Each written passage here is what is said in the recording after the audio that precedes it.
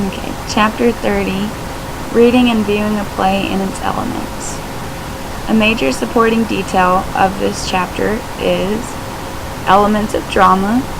An example from the book is dialogue, which is the conversation that occurs between two characters. My example would come from Susan Gaskell's Trifles. And it says, County Attorney, what was she doing? Well, she was rocking back and forth. She had her apron in her hand and was kind of pleating it. And how'd she look? Well, she looked queer. And that would be an example of a dialogue. That was the county attorney and Hale talking back and forth.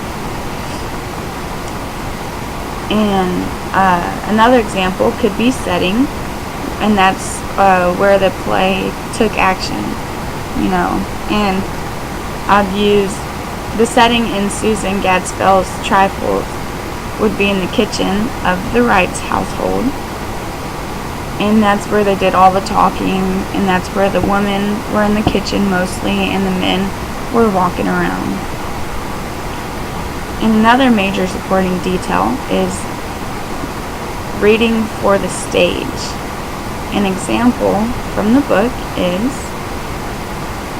a proscenium stage, a raised platform with a missing fourth wall, which we can, as the audience, watch the action. In the round, where the audience surrounds the actors, and an amphitheater, where the audience looks down at the drama. And my examples of each, the proscenium stage is like a stage nowadays, like in high schools and middle schools, and you just sit down in the chairs and they just act it out and you watch. And a theater in the round is like a play on a ship, and that's people watching you from every direction, like on a cruise ship, because you just gather around and watch. In an amphitheater, those are like what's in ancient Rome, or kind of like the Super Bowl, or like a football stadium, how it's built up, but it's not that big. And another major supporting detail is types of drama.